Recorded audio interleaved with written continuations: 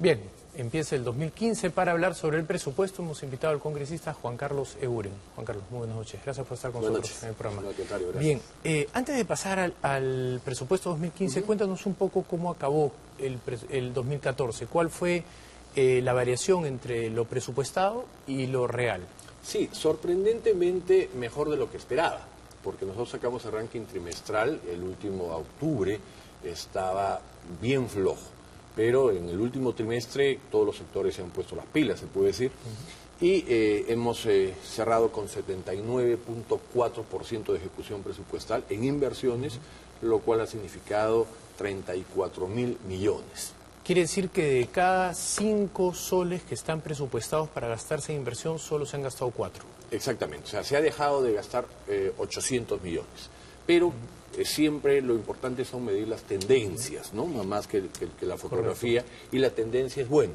Hemos subido de 72.8, que fue el cierre del 2013, a 79.4, o sea, 7% se ha crecido ¿Tienes cifras anteriores? ¿Sabes cuánto era en el año, por decirte, 2010, 2009? No lo tengo, no, en este momento no, pero sí te puedo ¿La tendencia decir es creciente? Es que los últimos 8 años, que es la medición que hacemos, todos los años hemos mejorado, ¿no? Algo más, algo menos. O sea, este es un récord histórico.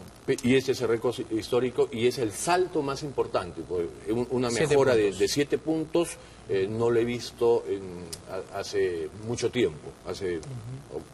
Más aún te diría, primera vez que veo un salto tan importante, sobre todo como porcentaje. Consulta, acá estamos hablando del gasto... inversión. De la inversión, perdón. ¿Tienes información sobre cuál es la calidad de esa inversión? No, este es solo el monto de lo que se ha invertido, si se hizo bien o mal, no lo sabemos, pero sabemos que sí. No lo sabemos, pero sí hay una presunción, llamémosles, que aguanta prueba en contrario. Estos proyectos han pasado por el SNIP, ¿no? O sea, la ejecución presupuestal pasa por el SNIP. En consecuencia, si es una obra inadecuada, querría decir que el calificador, que es el que mide la rentabilidad económica y social, está fallando. No hizo su trabajo. Está mal, no está haciendo. ¿Qué porcentaje tuvo el gobierno central y qué porcentaje tuvo los gobiernos regionales? El central ha ejecutado el 85.1%, los gobiernos regionales 79.8% y los gobiernos locales 74.6%. Los 3 niveles de gobierno, los 3 mejoran. O sea, no y eso incluye que casi medio año ha estado los gobiernos regionales, no vamos a decir paralizados, pero con algunos, ¿no? muchos problemas para poder cumplir sus labores, problemas. ¿No? Pero ¿qué cosa influye también en gobiernos locales y regionales? Porque en locales, por ejemplo, el salto es enorme. De 65.9, que fue el periodo anterior, saltan a 74. Es el efecto campaña electoral, ¿no? El año electoral, que ha sido el 2004, es un incentivo adicional a ejecución de obras para los gobiernos locales y regionales.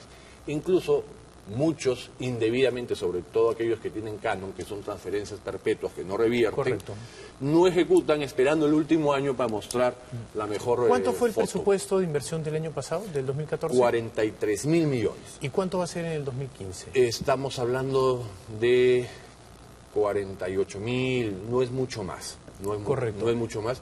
Pero sí se ha dejado, que también es la otra cara de la moneda, de invertir más de 8.000 millones, que no es poca cosa.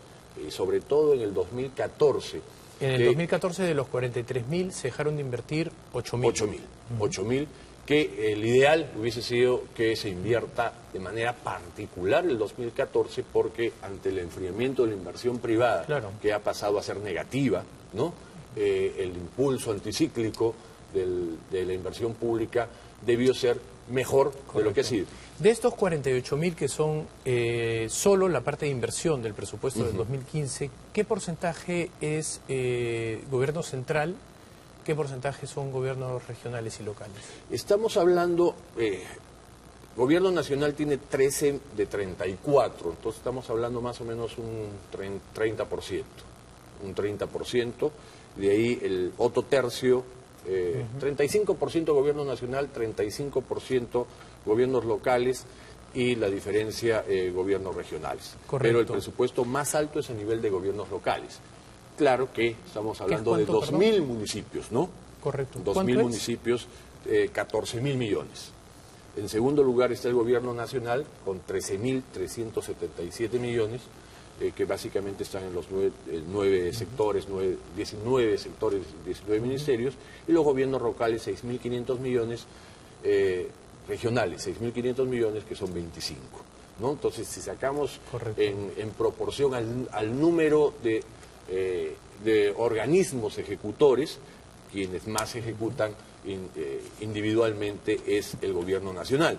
Y dentro de ello cabe destacar algunos ministerios que han ejecutado muy bien, que además no es novedad, lo vienen haciendo a lo largo de este periodo gubernamental, como también en el periodo de Alan García. O sea, ya se nota que han agarrado un expertise, han formado un capital. Te iba a preguntar por eso, en tu experiencia, ¿qué es lo que sucede en el primer año después de las elecciones? O sea, en el primer año de gobierno, ¿hay una caída normalmente? ¿Qué es lo que tú has observado ya en los 8 años que has...? Normalmente hay una caída en gobiernos locales y regionales que no se justifica en realidad. ¿Qué tenemos hoy en el banco de proyectos, los PIP, los proyectos de inversión pública, que ya han pasado por el SNIP? Tenemos más de 60.000 millones. O sea, si el Perú dejase de desarrollar proyectos, tendríamos para 2 años. Proyectos ya aprobados, que ya han pasado el SNIP. En consecuencia, cualquier autoridad local o regional busca en el banco de proyectos y encuentra, es decir, podría ejecutar inmediatamente su presupuesto. Ahora, y eso sería lo inteligente. Pero ¿qué sucede? Que hay mucha corrupción, me imagino, y eso debe hacer que algunos quieran renegociar contratos, cosas por el estilo. Y a veces, pues, la falta de criterio en realidad, porque lo inteligente de una nueva autoridad local o regional es qué proyectos tengo, esos ejecuto este año, ¿no? Claro. Y voy preparando mis proyectos que demoran desde prefectabilidad, factibilidad, viabilidad, expedientes técnicos para mi segundo año, ¿no?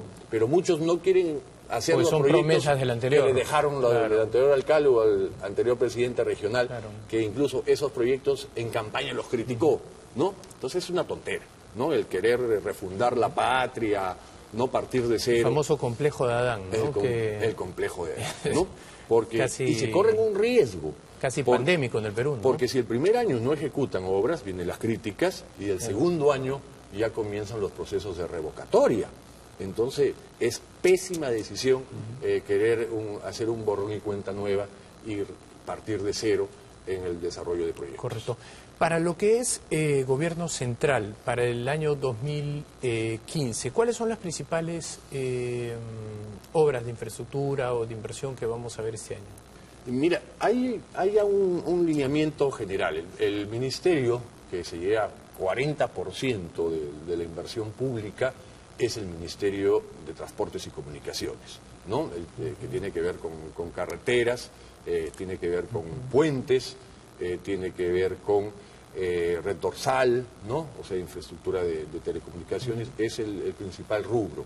Y ya tenemos definido también desde ya varios años unas prioridades que no se condicen con el monto de ejecutar, pero sí con la aprobación de los proyectos. O sea, si tú presentas un proyecto de agua potable, ¿no? Y saneamiento, va a tener prioridad versus un proyecto de otra naturaleza, ¿no? Una posta médica, por cierto. Entonces el orden es agua potable, en primer lugar; segundo lugar, educación; tercer lugar, salud; cuarto lugar, carreteras, vías de comunicación. Esos son y se ha incorporado los últimos 2, 3 años con presupuestos interesantes. ¿Tecnología? Todavía es muy poco, y mucho de tecnología viene por el lado de gasto, ¿no? Más que infraestructura.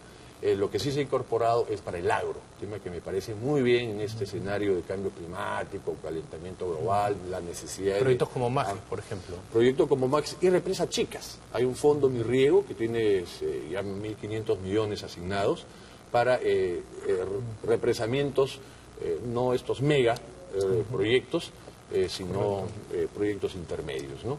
que nos parece muy bien porque realmente tienen mucho impacto en los sectores del agro. Hay muchos estudios. Sí, donde y hay pobreza porque con un represamiento pasas... 35% de la PEA es agrícola. Así es. ¿No? Y pasas inmediatamente de tener una cosecha al año a tener 2 o incluso 3 dependiendo del cultivo. O sea, te duplica o te triplica tu PBI per cápita o tu ingreso per cápita muy rápidamente e impacta directamente, ¿no?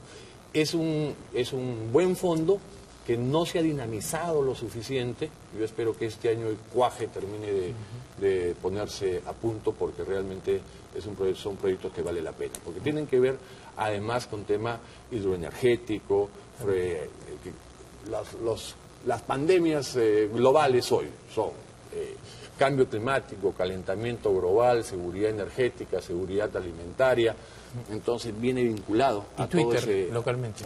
Sí, efectivamente. Gracias, Juan Carlos, por tu presencia. Te agradezco muchísimo. Bien, y eso ha sido todo con nosotros. Los esperamos mañana a las 10:30 de la noche en Rumbo Económico. Muy buenas noches.